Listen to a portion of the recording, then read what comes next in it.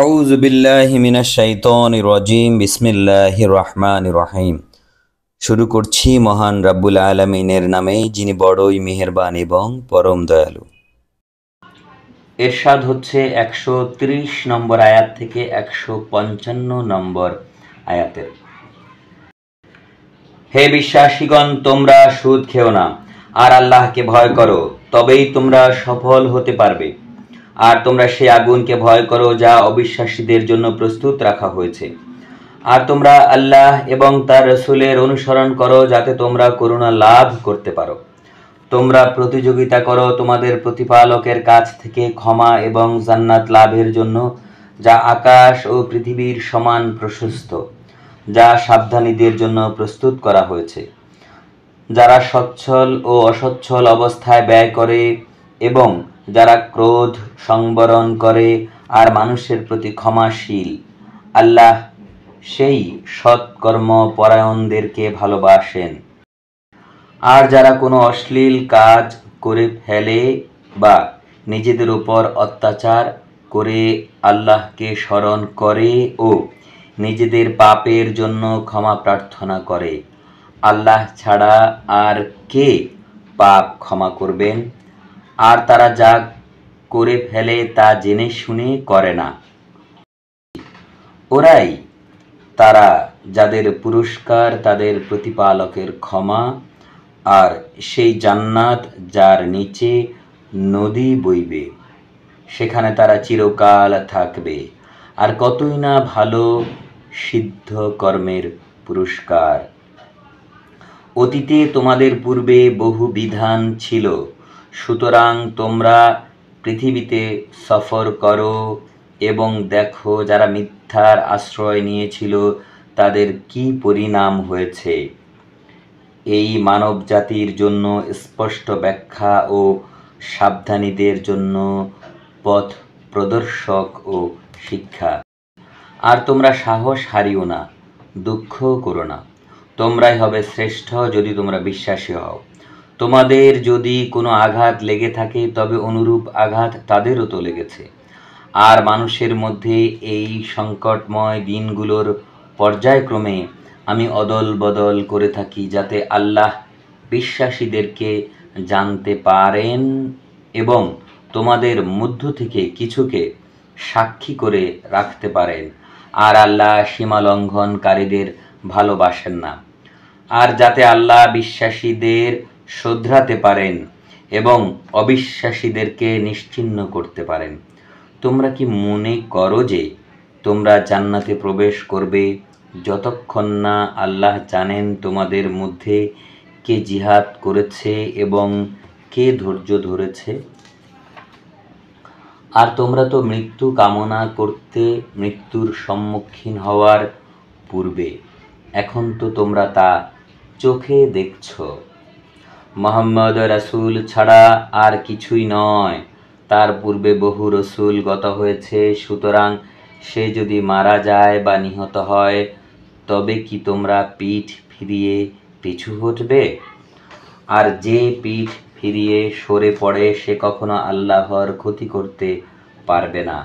আর আল্লাহ শীঘ্রই কৃতজ্ঞদেরকে পুরস্কৃত করবেন। আর আল্লাহর অনুমতি ছাড়া কারো মৃত্যু হবে না, কেননা তার মেয়াদ নির্ধারিত। কেউ পার্থিব পুরস্কার চাইলে আমি তাকে তার কিছু দিই, এবং কেউ পরলৌকিক পুরস্কার চাইলে আমি তাকে তার কিছু দিই, এবং আমি শীঘ্রই কৃতজ্ঞদেরকে পুরস্কৃত করব। আর কত নবী যুদ্ধ করেছে, তাদের সাথে ছিল বহু রব্বানী। আল্লাহর পথে তাদের যে বিপর্যয় ঘটেছিল তাতে তারা মুষড়ে পড়েনি, দুর্বল হয়নি এবং নতিও স্বীকার করেনি। যারা ধৈর্য ধরে আল্লাহ তো তাদেরকে ভালোবাসেন। আর তাদের এছাড়া আর কোনো কথা ছিল না। হে আমাদের প্রতিপালক, আমাদের পাপের ও কাজের বাড়াবাড়ি ক্ষমা করো, আমাদের পাপ শক্ত করো ও অবিশ্বাসী সম্প্রদায়ের বিরুদ্ধে আমাদেরকে সাহায্য করো। তারপর আল্লাহ তাদেরকে পার্থিব পুরস্কার ও পরলোকের উত্তম পুরস্কার দেন, আর আল্লাহ সৎ কর্মপরায়ণদেরকে ভালোবাসেন। হে বিশ্বাসীগণ, যদি তোমরা অবিশ্বাসীদের অনুগত হও, তবে তারা তোমাদেরকে আগের অবস্থায় ফিরিয়ে দেবে, আর তখন তোমরা ক্ষতিগ্রস্ত হবে। আল্লাহ তোমাদের স্বাভাবিক, আর তিনি শ্রেষ্ঠ সাহায্যকারী। যারা অবিশ্বাস করে আমি তাদের হৃদয়ে ভয় ঢুকিয়ে দেব, কারণ তারা আল্লাহর শরীক করেছে, যার সপক্ষে আল্লাহ কোনো প্রমাণ পাঠাননি। আগুন তাদের বাসস্থান, কি খারাপ অত্যাচারীদের সেই বাসস্থান। আর আল্লাহ অবশ্য তোমাদের সঙ্গে তার প্রতিশ্রুতি পূরণ করেছিলেন, যখন তোমরা আল্লাহর অনুমতি ক্রমে তাদেরকে হটিয়ে দিলে, যতক্ষণ পর্যন্ত না তোমরা সাহস হারিয়েছিলে এবং নির্দেশ সম্বন্ধে মতভেদ সৃষ্টি করেছিলে, এবং যা তোমরা চাইছিলে তা তোমাদেরকে দেখানো সত্ত্বেও তোমরা অবাধ্য হয়েছিলে। মুহাম্মদ রসুল ছাড়া আর কিছুই নয়, তার পূর্বে বহু রসুল গত হয়েছে। সুতরাং সে যদি মারা যায় বা নিহত হয়, তবে কি তোমরা পিঠ ফিরিয়ে পিছু হটবে? আর যে পিঠ ফিরিয়ে সরে পড়ে, সে কখনো আল্লাহর ক্ষতি করতে পারবে না, আর আল্লাহ শীঘ্রই কৃতজ্ঞদেরকে পুরস্কৃত করবেন। আর আল্লাহর অনুমতি ছাড়া কারো মৃত্যু হবে না, কেননা তার মেয়াদ নির্ধারিত। কেউ পার্থিব পুরস্কার চাইলে আমি তাকে তার কিছু দিই, এবং কেউ পারলৌকিক পুরস্কার চাইলে আমি তাকে তার কিছু দিই, এবং আমি শীঘ্রই কৃতজ্ঞদেরকে পুরস্কৃত করব। আর কত নবী যুদ্ধ করেছে, তাদের সাথে ছিল বহু রব্বানী। আল্লাহর পথে তাদের যে বিপর্যয় ঘটেছিল, তাতে তারা মুষড়ে পড়েনি, দুর্বল হয়নি এবং নতিও স্বীকার করেনি। যারা ধৈর্য ধরে, আল্লাহ তো তাদেরকে ভালোবাসেন। আর তাদের এছাড়া আর অন্য কোনো কথা ছিল না।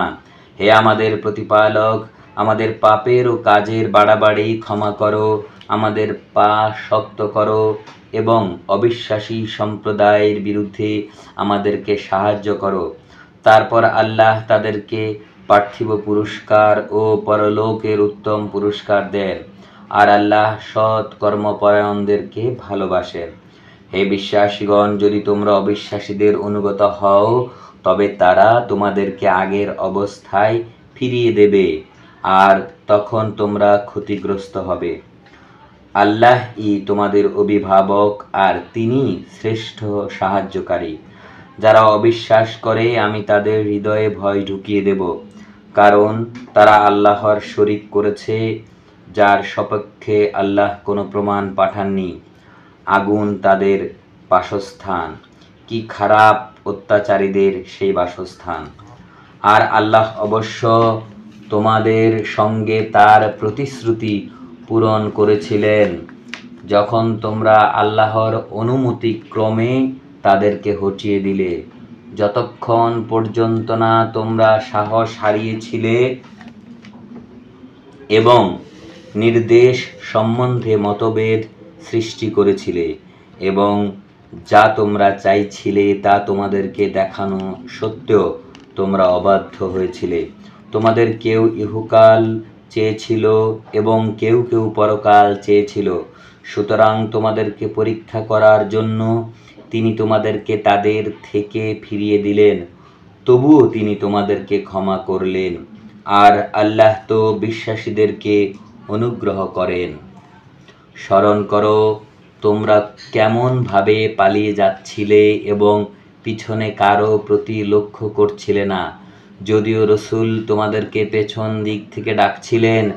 তাই তিনি তোমাদেরকে দুঃখের উপর দুঃখ দিলেন, যাতে তোমরা যা হারিয়েছ বা যেই বিপদ তোমাদের উপর এসেছে তার জন্য তোমরা দুঃখ না করো। তোমরা যা করো আল্লাহ তা ভালো করেই জানে। তারপর তিনি তোমাদের দুঃখের পর নিরাপত্তা দিলেন, যা তোমাদের এক দলকে আচ্ছন্ন করেছিল, আর এক দল জাহেলের মতো আল্লাহর সম্পর্কে অবান্তর ধারণা করে নিজেরাই নিজেদেরকে ব্যতিব্যস্ত করেছিল, এই বলে যে আমাদের কি কিছু করবার আছে? বলো, সব কিছুই আল্লাহর অধীন। যা তারা তোমার কাছে প্রকাশ করে না, তা তারা তাদের অন্তরে গোপন রাখে।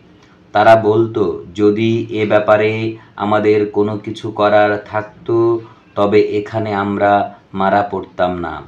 বলো, যদি তোমরা তোমাদের ঘরে থাকতে তবুও নিহত হওয়া যাদের অবধারিত ছিল তারা বের হয়ে সেখানে যেত যেখানে তাদের শেষ শয্যা নেওয়ার কথা। আর আল্লাহ এভাবে তোমাদের মনে যা আছে তা পরীক্ষা করেন ও তোমাদের হৃদয়ে যা আছে তা পরিশোধ করেন। মনে যা আছে আল্লাহ তা ভালো করেই জানেন। যেদিন দুই দল পরস্পরের মোকাবিলা করেছিল সেদিন যারা পালিয়ে গিয়েছিল শয়তানই তাদের পদস্খলন ঘটিয়েছিল তাদের কাজের জন্য। আল্লাহ ক্ষমা করেন, বড়ই সহ্যশীল। মহান আল্লাহ যা বলেছেন সত্য বলেছেন।